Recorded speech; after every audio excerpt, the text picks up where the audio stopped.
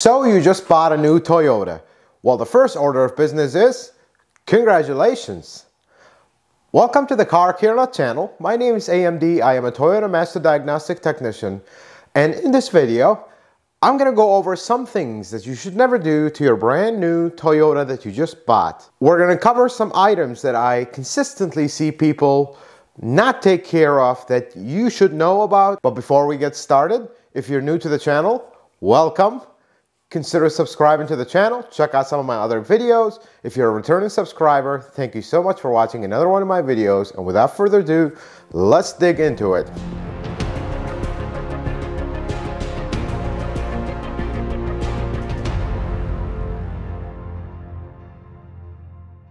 Break-in period.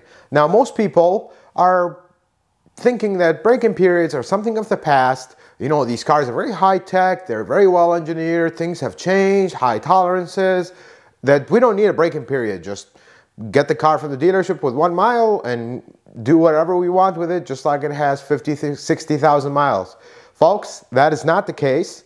No Toyotas, they still have a break-in period and specific things that you need to be aware of. So let's go over some of these things. First item is on the break-in period time is avoid sudden stops or hard braking up to 200 miles. And the reason for that is you're trying to break in your brakes, make sure that everything is working correctly. You want to try to avoid these hard brakes to preserve the brake pads, to preserve the rotors, and extend the life of the brakes over your ownership of the car. This actually, by the way, applies even when you put new brakes, brake pads, and new rotors. Wouldn't hurt. It's a really good recommendation to avoid issues, because remember, the warranty on your brakes for vibration, for things of that nature, noise, is not very long. So you want to keep an eye on this one. The second item is on the list is the engine. Now, engine break-ins, some people, especially the old school drivers, they know about this from old days and they still follow it. But I'm trying to bring your attention to what happened with new cars. What is the break-in period? Well, with new Toyotas, the break-in period is 500 to 1,000 miles. Some cars will be 500, some cars will be 600, some cars will be 1,000. And let me just make this, instead of being a gray area, let's make it black and white. For the first 1,000 miles, avoid the following. Avoid hard acceleration. Avoid driving for a very long time in a low gear, especially if you have a manual transmission. That's something you need to be aware of. And avoid very high speeds at highway. We're talking 65, 70, 80 and above. You don't want to be driving 95, 100 miles an hour on your brand new car because it's fast, it's new, you're happy with it. Another very important thing is avoid driving at higher RPM or higher speeds, highway speeds if you would, for extended periods of time. Like, don't buy your car from the dealership and go on a 6-hour road trip right away. That is not good for the engine. And this all these items relate to the engine. The engine break-in, you want your piston rings to seat. You want everything to kind of wear its initial wear from new. That's a very good idea to do that, because we have seen some issues with metal debris from excessive wear on these engines from day one. Now, are you going to have a problem right away? You're not, folks. Everything will be fine. You won't have any issues. But after 5, 6, 7, 8 years, especially if you're keeping this car long and you're trying to take care of it, that's when the issues will show in premature wear and unneeded stress on this new engine that you're trying to make last 10, 15, 20 years, 200, 300,000 miles. You start this from day one. You start taking care of this properly from day one. This engine will have no issues lasting that long. Another thing is, if you have a truck or a SUV or a car that is capable of towing, do not tow with the car the first 500 miles. This is for the transmission. This is also for the engine. Towing puts load on the car. However, these cars are designed for it, so it's not an issue. However, avoid towing at all the first 500 miles so you wouldn't have any issues. The idea of the break-in is, and you notice excessive speed, high RPM, hard acceleration, you're trying to avoid high engine RPM. That's what's not good for the engine.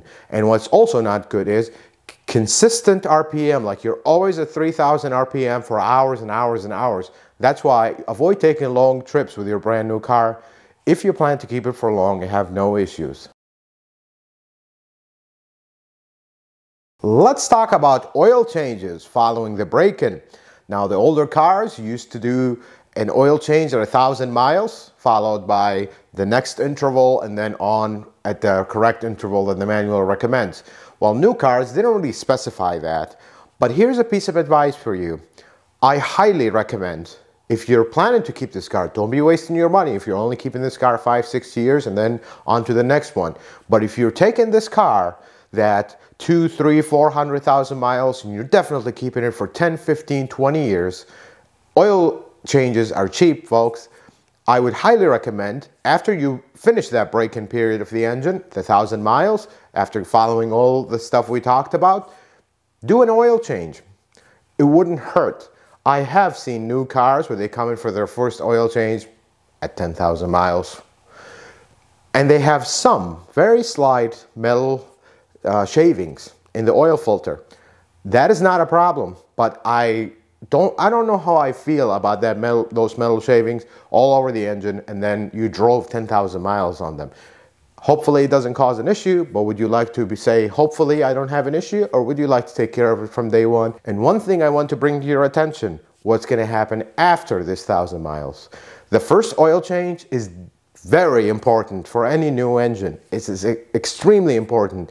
The slightest debris that was from manufacturing, even if you just rebuild the engine, there's gonna be some debris. It's very small debris where it's not gonna cause immediate problems, but you want that debris to be washed away by the oil, come down to the oil pan, and come out when you do an oil change. So, folks, Toyota does recommend 10,000 miles with most of their cars today in 1 year, but I will tell you this, oil is cheap. 10,000 miles, there's a lot of conditions for you actually to go that 10,000 miles, so I would be careful. Start reading that maintenance guide of your car, because severe, normal service, towing, there's a lot of conditions that would switch you immediately back to 5,000 mile oil changes.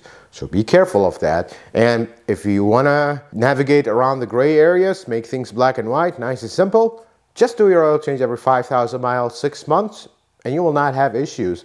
You will see other people have issues with oil consumption. You will hear horror stories of engines causing issues. And folks, it's very simple. Oil causes so much harm to our engines, yet it's the most simple and the cheapest maintenance on any car. So why not do it a little bit earlier and not push it to the limit with the 10,000 mile oil change? But I'll leave that one up to you. One more thing about oil changes that I'd like to bring your attention to, which is very important. This kind of falls on the dealership or the service center that's servicing these cars. Now, most Toyotas sold in the US and some other parts of the world, they come with free maintenance the first 2 years, whatever the case may be, depending on the area. Well, the first service at 5,000 miles is going to be a simple tire rotation, general inspection.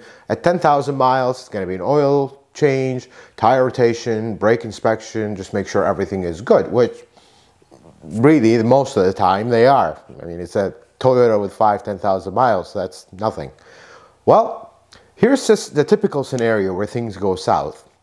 Let's say your first service, the light came on, you went for your service. Well, some people will know that it's a tire rotation. They'll be like, I don't have time, I'm busy, let's stretch it a little bit. Or life got the better of you. You showed up at 7,000 miles to do the first service, which is supposed to happen at 5,000 miles. I'll tell you, it's not a big deal, tire rotation. Yeah, it's nice to keep your schedule on, but it's not an oil change. It's okay, let's let it go. But then here's what happens. You go at 7,000 miles, you do your first service.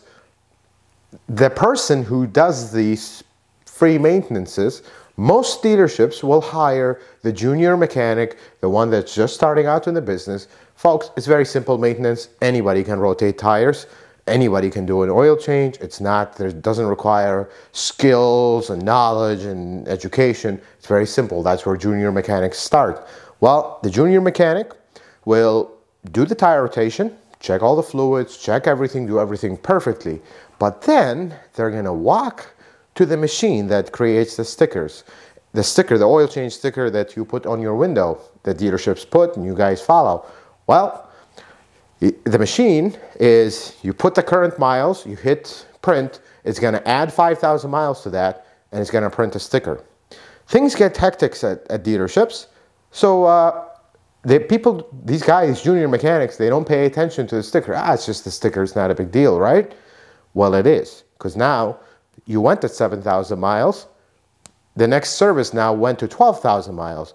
Put the sticker on the window, reset the maintenance light. Well, the maintenance light also goes 5,000 miles. So now you're not paying attention because we're busy with life. We're not tracing every little mile on the car. Now, this doesn't apply to everybody. Some people are very punctual about that. But you went 12,000 miles on your first oil change.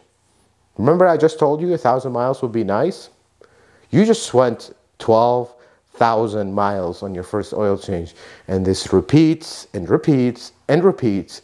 And typically, I get cars with the second oil change in their life with 25 to 27,000 miles. 7,000 miles overdue. That's almost an entire oil change missing.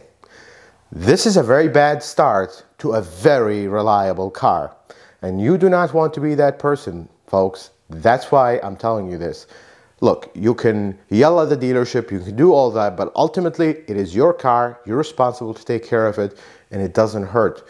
It's even numbers every 5,000 miles. I actually recommend you get an oil change, like we talked about. That's up to you, but if you're gonna go to 10,000, it has to be exactly at 10,000 because you're already pushing the envelope here. Not, oh, we'll go a little bit over 10. Stick to 10,000 miles. Exactly, or actually a little less. Before you reach 10,000, get that oil change. Folks, the oil I drain out of new cars at 10,000 miles doesn't look very pretty. It looks horrible. So don't stretch it past 10,000 miles. Don't overfill your gas tank with fuel. And I say that and people will jump up and say, who does that? Like, why would I do that to my new car? Well, I'll tell you the common scenario that we see all the time, over and over and over. It's always new cars. You traded in your 1999 Tahoe with a giant 25-gallon tank, for example. Don't quote me on that number. And you bought a small Corolla hybrid because you wanted to be efficient, you wanted something different, your needs have changed, whatever the case may be. Well, you go to fill up that car and it only takes 10 gallons, 11 gallons maybe. And you're like, wait a minute, my car is not full. Let's keep adding fuel because something is not right. Now, most people will say, of course, it's a smaller car. Common sense dictates that it's going to have a smaller gas tank. But you would not believe how many people actually fall for this one. Folks, you open your owner's manual and you go searching through it, and you find the gas tank capacity. Let's say, for example, it said 15 gallons. Your light is on, you go fill up. Most people will expect, okay, so it'll go 14 gallons. No, with Toyota, that is not the case. Toyotas usually leave a pretty healthy reserve at the end when the light actually comes on. That's just the way they are. So with your new car, no surprises. Put the pump on from the gas station. When it clicks, we're done. That's it. No more pushing more gas in. And if you want to know what kind of damage happens when you overfill your gas tank, I'll leave a video right here where I went into this in extreme detail so you really know what happens behind the scenes when you overfill your tank, what kind of damage. Check your tire pressure on your new Toyota. And people ask, wait a minute, I just bought the car, they should have checked that. Well, before I answer that, let me take you in the order of how cars arrive at the dealership and what happens between when the car comes out of the factory till the moment you take delivery of it. The car comes on a big hauler coming from the factory. It's all covered, it has a lot of systems disabled in some cases. A mechanic like me gets the car, preps everything, make sure everything is working, make sure everything is perfect 100%, then the car goes on the lot. On the lot, some cars don't even sit for a day if they're pre-sold. Some cars sit for a few weeks, then they're sold off. But some of them sit for a few months, maybe a month, maybe two, maybe three. If those 3 months, let's say up to 3 months, happen to be in a climate change, well, I set the pressures to the correct inflation When the car was with me, I set it up, we put it on the lot, the weather changed. Well, air expands and contracts with temperature change. So when you take delivery of the car, some dealerships will go over and recheck the tire pressure and recheck everything like almost a day of delivery check. But with new cars and with hundreds and hundreds of cars on the lot, that is sometimes not feasible, and especially when things are happening in a hurry. You've seen the day of buying a car, you're test driving and you're checking, you're doing it, they're trying to get you out in as short time as possible so you wouldn't be there for hours and hours. So sometimes that is missed. And with the introduction of tire pressure lights, people thought, okay, well, the tire light's not on, tires are good. Well, they could still be a little lower than you would want them to be. So it wouldn't hurt. I actually encourage you to buy yourself one of those small tire gauges, throw it in the glove box, check the tire pressure. If it's low, either adjust it yourself or just take it back to the dealership. You just spend a small fortune. This is your second biggest investment in your life. Take it back, have them check the pressures real quick. Life is good. But don't go driving on those low tires until the light comes on, because it's a new car, it's new tires. You're trying to push things to last as much as possible. Let's talk about some day of delivery items and things you need to do before you take delivery of the car. And people often forget them, and then they get themselves in these odd situations where things are not playing in your favor. First one is, before you take delivery of the car, and actually before you sign the papers for the car, I highly recommend that you do a visual inspection of the body of the car.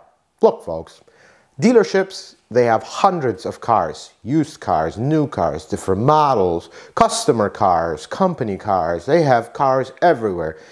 Everybody's been to a dealership. There's at least 200, 300, 400 cars in the lot on every given day. So it is unrealistic that all these cars get checked periodically. It's just not realistic. And not everybody, even the best sales departments, it's not realistic that they're checking every single car every single day, because otherwise they would have no time to attend you when you walk in the dealership. So here's what I recommend to you. Before you sign the paperwork for the car, do a visual inspection. Walk around the car, make sure there's no small, we're not talking about damage and accident, we're talking about tiny little scratches. Walk around the car, make sure you have no scratches, you have no little dings from door dings, whatever the case may be, before you sign the papers. Because if you have something that is big, you could ask the dealership, hey, what's going on there? If they're telling you, oh, we'll fix it, we'll send it to a body shop, you might not be comfortable with that. Some people will. You could negotiate price, whatever the case may be, but they're not trying to sell you a lemon here or a car that's been damaged. They might not even know about it as well. Hundreds of cars on the lot.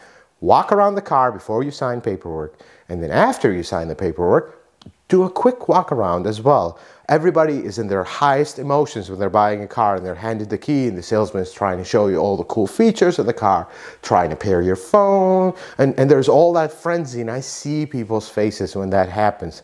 I don't deliver cars, I'm a mechanic, but I'm sometimes called when there's an issue with pairing, with something with the phone. So I see their faces. They're lit up, they're very happy and nervous, and all of a sudden that buyer's remorse comes in. Oh my God, I just spent a lot of money on this car. It's okay. Take a deep breath then and walk around the car one more time before you drive off. The minute you drive off, you go home, you're very happy, you park your car in the garage, then you look, there's a tiny little scratch. The dealership in all its right will tell you, we have no record that this happened here. You took the car. If you parked it at a parking lot and you stopped by or gas station, that scratch could have happened there. And then you enter the battle of you versus me, and why? If you check the car before you take it, whatever happens after that happened after you took delivery of it, and then there's no room for error in that. Another day of delivery item that I need you to be aware of is, look folks, when we buy a new car, we're driving home, let's say it's a 5-mile drive, we do our best to make it a 50-mile drive home because we take the longest route, because we're trying to drive the car, we can't get enough of it. And of course, that's the joy of buying a new car. But folks end up with this situation. They drive the car along, now it's fully warmed up, everything is at operating temperature.